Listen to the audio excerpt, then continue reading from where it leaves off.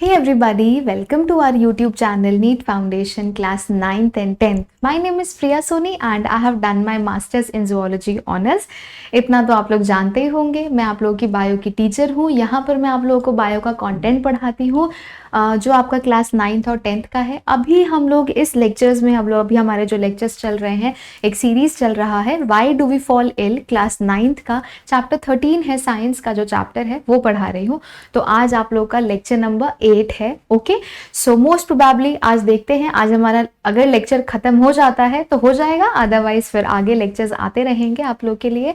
Okay, सो जो बच्चे नए हैं उनके लिए है NEET foundation class 9th-10th channel का नाम है। Please do subscribe this channel. अगर आप सब्सक्राइब करेंगे तो आपको क्वालिटी कंटेंट मिलेगा, साइंस सब्जेक्ट से रिलेटेड जितने भी लेक्चर्स होंगे, क्वांटिटी बहुत अच्छी, क्वालिटी काफ़ी अच्छी होगी। ओके, और जिससे कि आपको अगर सारे नोटिफिकेशंस चाहिए तो बेल आइकन ज़रूर टैप करो, ऑल पे टैप करोगे तो फिर बहुत ही बढ़िया हो जाएगा, बहुत ही मज़ा आएगा, है ना। और इसके अलावा कुछ ऐसे क्वेश्चन प्रैक्टिस करना चाहते हो, नोट्स चाहिए आप लोगों को, नीट के रिगार्डिंग कुछ इन्फॉर्मेशन चाहिए, सो उसके लिए एक टेलीग्राम लिंक है, इस लिंक पे जाओ, डिस्क्रिप्शन बॉक्स पे भी है, ठीक है। अगर आप इस नाम से सर्च करेंगे तो भी आ जाएगा। ओके, ज्वाइन कर लीजिए, सब एनरोल कर लीजिए, जिससे कि आपको सारे notifications day to day basis पे मिलते रहे। ओके बच्चे, थैंक यू सो मच। आप लोग मेरे सेशंस को, वीडियोस को लाइक करते हैं, शेयर करते हैं, कमेंट करते हैं और बहुत पसंद करते हैं, तो बहुत बहुत बहुत थैंक यू। मुझे बहुत अच्छा लगता है, आप लोग को पढ़ाने का बहुत मन करता है।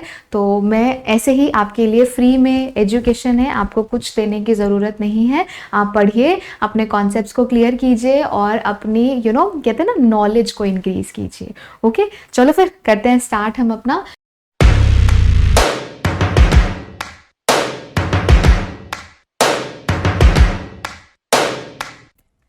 ओके देन, फिर यहाँ से स्टार्ट करते हैं। क्या पढ़ रहे थे हम लोग? That is principle of treatment. Okay, so ये जो ट्रीटमेंट है, यानी हमें एक ऐसा पार्ट पढ़ना है जिसमें हमने पढ़ लिया बीमार ऐसे पड़ जाते हैं, एंटीजेंस आते हैं, पैथोजेंस आते हैं, सबकी वजह से ऐसा हो जाता है, ठीक है। अब हमें देखना है, चलो बीमार तो पढ़ चुके हैं या फिर पढ़ने वाले हैं, तो उसके लिए ट्रीटमेंट क्या होना चाहिए, मतलब क्या होना चाहिए, हम लोग कैसे अपने आप को हेल्दी रख सकते हैं, क्या रीजंस है जिसकी वजह से हम अपने आप को अच्छी लाइफ, हेल्दी लाइफ को लीड कर सकते हैं। सो यहाँ पर कुछ ऐसे पॉइंट्स हैं जो बहुत इंपॉर्टेंट है। सबसे पहला पॉइंट ये है आप लोगों का कि अगर पैथोजन एंटर करता है तो उसको हमें क्या करना है, रिमूव करना है, बॉडी से रिमूव करना है। So there are 2 ways to treat an infectious disease.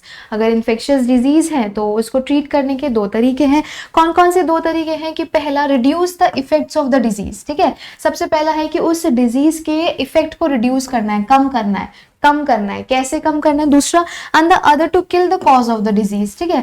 सबसे पहले बीमारी की जो वजह है, जो उसका इफेक्ट है, उसको खत्म करना है, उसको किल करना है, उसको रिड्यूस करना है। दूसरा, उस बीमारी की जो वजह है यानी पैथोजन जो है उसको किल करना है। सो ये दोनों रीजन है जिसकी वजह से हम हमारे ट्रीटमेंट में सक्सेसफुल हो सकते हैं। सो यहाँ पर देखो, the symptoms are usually because of inflammation, ठीक है। जैसे फॉर एग्जाम्पल यहाँ पे लिखा है कि अगर हम मेडिसिन लेते हैं तो हमारा फीवर डाउन हो जाता है, पेन कम हो जाता है, लूज मोशंस कम हो जाते हैं। So these are the reasons जिसकी वजह से हम अपने आप को ट्रीट कर सकते हैं। बीमार पड़ जाते हैं, बेड रेस्ट करना बहुत इंपॉर्टेंट है। बेड रेस्ट करते हैं ना तो हमारी एनर्जी कंजर्व हो जाती है, एनर्जी बच जाती है। अब जैसे सपोज मुझे अभी फीवर आ गया है ना, अब फीवर आ गया और मैं ऐसे फीवर में ऐसे पढ़ा रही हूँ, ऐसे कर रही हूँ, तो कैसा लगेगा, मेरी एनर्जी भी वेस्ट हो रही है। दूसरा मैं बीमार हूँ अलग से, ठीक है। तो अगर मैं इस टाइम को थोड़ा सा रेस्ट करूँ, बेड पे जाके सो जाऊं, लेट जाऊं, तो 2 घंटे 3 घंटे सो जाऊंगी, एनर्जी कंजर्व हो जाएगी, है ना, बॉडी फिर से वाइटल हो जाएगी, फिर वही रिफ्रेश हो जाएगी बॉडी, है ना। सो इस तरीके से हमें अपने आप को देखना पड़ता है, ट्रीट करना पड़ता है। ओके, सो ये सारे सिम्टम्स हमें देखने को मिलते हैं।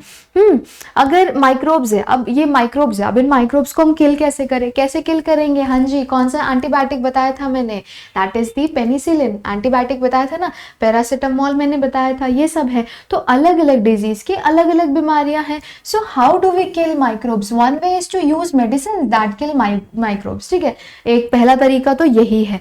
लेकिन और भी है, जैसे कि वायरस है, बैक्टीरिया है, इनको क्या करना है, इन सब के लिए क्या करना है, तो इन सब के लिए क्या करते हैं हम कि organism will have some essential biochemical life processes which is peculiar to that group and not shared with other groups, so these processes may be pathways for the synthesis of new substances or respiration. ठीक है, सो यहाँ पर इन लोगों ने ये बताया है कि जो ऑर्गेनिजम्स होते हैं, माइक्रोब्स जो होते हैं ना, उनके पाथवेज होते हैं, उनको ब्लॉक कर दो, ठीक हो जाएगा सिस्टम आपका।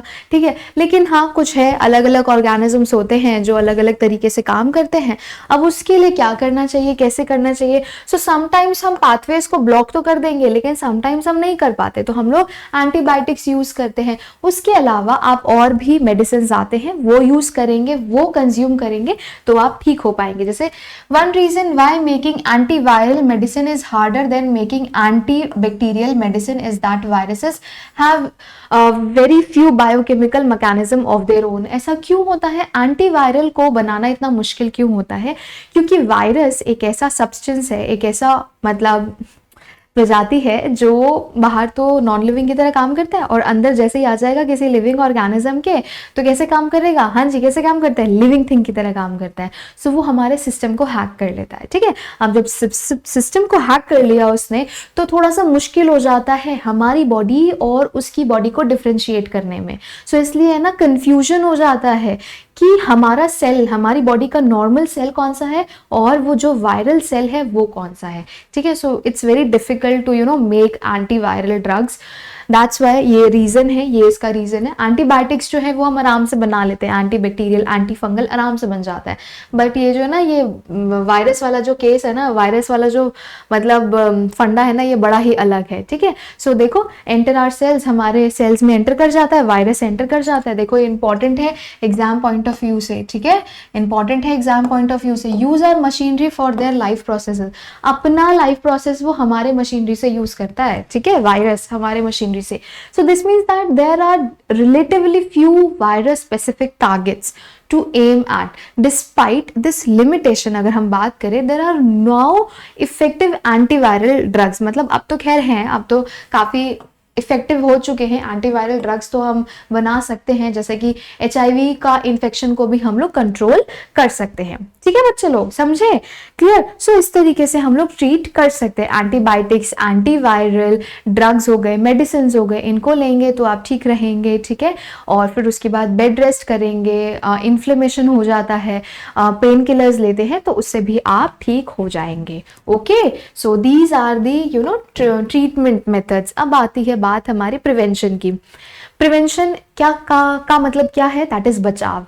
आपको पता है एक कोट है, that is prevention is better than cure. क्या मतलब हुआ इसका, इसका मतलब हुआ कि मतलब बचाव ही ज्यादा बेटर है एज कंपेयर टू इलाज से। पता है क्यों, रीजन पता है, रीजन इसका ये है कि चलो बीमार पड़ गए बीमार, ठीक है, अब क्या होगा, बीमार पड़ जाओगे, देखो यहां पर लिखा है बीमार पड़ जाओगे।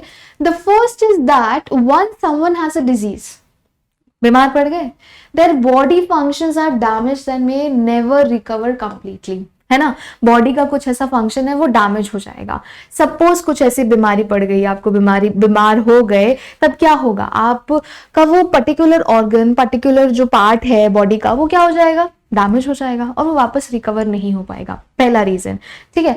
दूसरा, second is that treatment will take time, obviously अब उस ट्रीटमेंट में इतना समय लगेगा। सपोज करो 1 महीना लग गया ट्रीटमेंट पे, अब क्या कर लोगे आप, 1 महीने में आप तो क्या कुछ नहीं कर सकते थे, है ना, आप प्रोडक्टिव हो सकते थे, आप पढ़ाई कर सकते थे, जैसे अगर आप लोग बड़े हो, बच्चे नहीं हो, बड़े हो, तो आप कॉलेज जा सकते थे, आप अपना फ्यूचर के लिए प्लान्स कर सकते थे, बहुत सारे काम कर सकते थे, बहुत सारे काम कर सकते थे। बट वही देखो क्या हो गया, बीमार पड़े तो ये सारे, आपको पता है इस बुक में ऐसे लाइंस गिवन है ना जिससे कि आप चीजों को अच्छे से समझ पाओ, अच्छे से क्लियर आउट कर पाओ। ठीक है, so which means that someone suffering from a disease is likely to be bedridden for some time even if we can give proper treatment. ठीक है, समझे, तो फिर उसको बेड रेस्ट ही करना पड़ेगा, पूरे दिन फिर बेड पे लेटे रहो। वैसे तो मजा आता है पूरे दिन बेड पे लेटने पे, बट हमें हमारी लाइफ का टाइम भी तो इम्पोर्टेंट रखना है ना कि हाँ ये हमारा इंपॉर्टेंट फेज है, हमें ये करना है, हमें ऐसे रहना है, हमें वैसे काम करना है, समझे। सो बीमार होने से बचिए। Third, the person is suffering from an infectious disease can serve as the source from where the infection may spread to other people. अब जो बंदा बीमार पड़ गया, आप लोग बीमार पड़ जाओगे तो आप एक तरीके से सोर्स बन जाओगे ना, आपके आसपास के भी तो लोग हैं वो भी बीमार पड़ जाएंगे, अब आपकी वजह से वो बीमार पड़ गए, हो गया ना। देख लो क्या हो रहा है ये, है ना। So this leads to the multiplication of the above difficulties. ये देखो क्या क्या हो रहा है। तो इसलिए प्रिवेंशन बहुत इंपॉर्टेंट है, बचाव बहुत जरूरी है इलाज से, ठीक है। तो जितना हो सके उतना बचिए, डिजीज बीमारियों से बचिए। जितना बीमारियों से बचेंगे उतना ही आप अच्छे से रह पाएंगे, ठीक है। सो यहाँ पर आपके यहाँ पर इजी आंसर्स यही है कि फॉर एयरबॉर्न डिजीजेस एक्सपोजर आपको कम से कम करना है, क्राउडेड एरिया में कम से कम जाना है, ठीक है। वाटरबॉर्न डिजीजेस के लिए हमें safe water, safe drinking water है उसको कंज्यूम करना है। ये नहीं कि कैसा भी पानी आपने कंज्यूम कर लिया, कैसा भी पानी आपने खाने में मिला लिया, ठीक है। माइक्रोबियल कंटामिनेशन के लिए, वेक्टर बॉर्न इन्फेक्शन के लिए, वेक्टर बॉर्न इन्फेक्शन किससे हो रहा है, मस्किटो से हो रहा है। और किससे होता है बच्चे लोग, हाँ जी किससे होता है, उड़ती है जो ऐसे ऐसे ऐसे, फ्लाइज से होता है ना, ठीक है। सो इन सब का जो रिसोर्स है ना इसको खत्म करना पड़ेगा। सो ये सारे आपको प्रिवेंटिव मेजर्स आपको लेने पड़ेंगे, तभी जाके बॉडी जो है आपकी प्रॉपर तरीके से हेल्दी रहेगी। So public hygiene is one basic key to the prevention of infectious diseases. तो पब्लिक हाइजीन बहुत इंपॉर्टेंट है, जहां जा रहे हैं, जिस एरिया में जा रहे हैं, that should be proper clean, sanitised and इस तरीके का होना चाहिए कि आप वहां पर एग्जिस्ट कर पाओ, सरवाइव कर पाओ, समझे ना। So these are the preventive measures. तो प्रिवेंटिव मेजर्स लेना बहुत जरूरी है, ठीक है बच्चे लोग। हाँ जी क्लियर हो गया ना सारा कुछ। ओके देन आगे देखते हैं, आगे बढ़ते हैं। आगे हमारा क्या है, हाँ जी। So these are the points, आप लोगों को ये पॉइंट्स आपको ध्यान में रखना है, याद रखना है, ठीक है। तो हमारा इम्यून सिस्टम इसी तरीके से काम करता है। So if they are successful we do not actually come down with any disease, ठीक है। तो हमें हमारे इन्फेक्शन को रोकना है। अगर हम सक्सेसफुल हो जाते हैं, हमारा इम्यून सिस्टम बिल्कुल स्ट्रांग है, बिल्कुल मजे में है। सो इम्यून सेल्स हैं, हमारे बॉडी के इम्यून सेल्स होते हैं, वो क्या करते हैं, मैनेज कर पाते हैं, किल कर पाते हैं, ठीक है। So kill off the infection long before as it assumes major proportions, ठीक है। सो कम माइक्रोब्स होते हैं ना तो बीमारी दिखती भी नहीं है, लेकिन ज्यादा माइक्रोब्स होते हैं तो बीमारी दिखती है। तो हमें उसके लिए क्या करना है, प्रिवेंटिव मेजर्स लेना है, जो जो पॉइंट्स मैंने अभी आप लोगों को बताए हैं। So in other words, becoming expose to infected with an infectious microbe does not necessarily mean developing noticeable diseases, ठीक है। तो ऐसा तो खैर नहीं होता है कि हाँ अगर आप किसी बीमार पर्सन के पास जा रहे हैं, हाँ जी ऐसा तो नहीं होता कि आप किसी बीमार पर्सन के पास जा रहे हो तो आप बीमार पड़ ही जाओगे, लेकिन वही चीज है, हमें हमेशा सतर्क रहना बहुत जरूरी है, अपने आप को बचाना है, तो इंपॉर्टेंट है ये सारी चीजें। सो इन्फेक्शियस डिजीजेस को हम इस तरीके से क्या कर सकते हैं, अपना प्रॉपर इंफॉर्मेशन के थ्रू, प्रॉपर अवेलेबिलिटी है, सफिशिएंट फूड है एवरीवन, सबके लिए। So these are the basic principles, ठीक है। So these are the basic principles. यहाँ पे लिखा है the functioning of the immune system. Immune system का जो फंक्शनिंग है वो बहुत इंपॉर्टेंट है, नरिशमेंट मिलना, फूड मिलना, ठीक है। So these are the reasons, so these are the important points जिससे कि आप अपने डिजीज को, आप अपनी बीमारियों को रोक सकते हो, ठीक है, समझे। हाँ जी बच्चे लोग, समझ में आ रहा है ना आप लोगों को। ऑल राइट देन, चलो फिर आगे बढ़ते हैं, आगे देखते हैं। आगे है हमारा एक लास्ट थिंग आपका आता है, दैट इज योर, एक यहाँ पर हम एक केस स्टडी करते हैं, जैसे हमने ऊपर केस स्टडी किया था ना, ऊपर जब हमने पढ़ा था तो वहां पर भी हमने देखा था। एक हम बात करेंगे स्मॉल पॉक्स के बारे में। एक है, बीमारी का नाम है दैट इज स्मॉल पॉक्स, है ना। चिकन पॉक्स आपको पता है ना क्या होता है, चिकन पॉक्स में क्या होता था, बॉडी में छोटे छोटे रैशेस आ जाते थे, तो फिर वो ठीक हो जाता था, कुछ दिन में ठीक हो जाता था। ऐसे क्या है, traditional Indian and Chinese medicinal system sometimes deliberately rubbed the skin crust from smallpox victims into the skin of healthy people. यानी it's a skin disorder, skin की वजह से हो रहा है, स्किन पे कुछ ऐसे अजीब सी लेयर आ जा रही है जिसको स्किन क्रस्ट बोल रहे हैं, ठीक है। सो ये स्मॉल पॉक्स है, they thus hope to induce a mild form of small pox, ठीक है। स्मॉल पॉक्स का एक दूसरा अलग फॉर्म है, ठीक है, that would create resistance against the disease, ठीक है। सो बॉडी में कुछ ऐसा चेंज आ रहा है, इसमें भी वही रैशेस हो जाते हैं। तो क्या हो रहा है इसमें? सो famously 2 centuries ago an English physician named Edward Jenner realized that milkmaids who had cowpox did not catch smallpox even during epidemics। Epidemic का मतलब क्या होता है बच्चे लोग? एपिडेमिक का मतलब होता है महामारी। आपको पता है ये जो कोविड-19 है ये कैसी बीमारी है? ये महामारी वाली ही तो बीमारी है। मतलब ऐसी बीमारी होती है जो पूरी तरीके से पूरे देश में फैल चुकी है, पूरी कंट्री में फैल चुकी है। वैसे तो कोविड-19 किस तरीके का था, है ना? ऐसा एपिडेमिक था जो पूरे अर्थ पे ही स्प्रेड हो गया था, सारी कंट्रीज में पहुंच गया था ये, ठीक है, समझे? सो इस तरीके से हम चीजों को देखते हैं। सो यहाँ पर भी यही वाली एक बीमारी थी। ओके, सो यहाँ पर भी क्या किया गया? Cowpox is a very mild disease. Jenner tried deliberately giving cowpox to people as you can see doing in the picture, ठीक है। सो इस तरीके से उन्होंने स्टडी किया, उन्होंने देखा। सो उनकी वजह से स्मॉल पॉक्स का जो वायरस था वो उन्होंने क्या कर दिया? मिटा दिया, खत्म कर दिया, ट्रीट किया, ठीक है।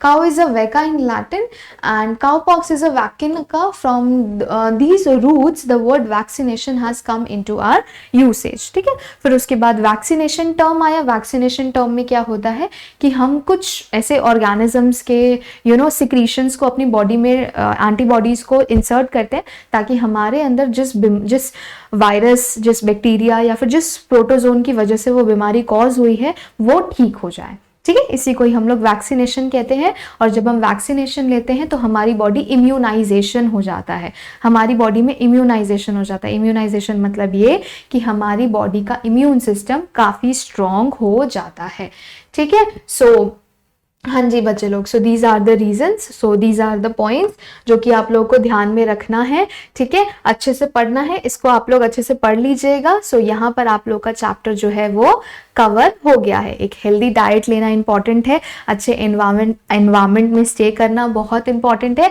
सो इस चैप्टर का मेन मोटिव यही था कि अगर आप बीमार पड़ते हैं तो आपको किस तरीके से अपना ध्यान रखना है, अपना ख्याल रखना है, आपको किस तरीके से अपनी बॉडी को हेल्दी रखना है, फिजिकली भी, मेंटली भी और सोशली भी, तीनों तरीके से। ये पूरा जो था चैप्टर्स आपको अच्छे से रीड करना है, अच्छे से समझना है। मैंने एक एक एक्सप्लेनेशन आप लोग को दे दी है। अगर इसके अलावा भी आप लोग को कोई डाउट होता है, कोई क्वेरी होता है तो आप लोग मुझसे पूछ सकते हैं, टेलीग्राम लिंक पे टेक्स्ट कर सकते हैं और कमेंट सेक्शन पे भी लिख सकते हैं। ओके, हाँ जी बच्चों, तो फिर मिलते हैं नेक्स्ट सेशन में, फिर देखते हैं क्या पढ़ेंगे, कैसे पढ़ेंगे। ओके, तब तक के लिए till then take care, bye bye.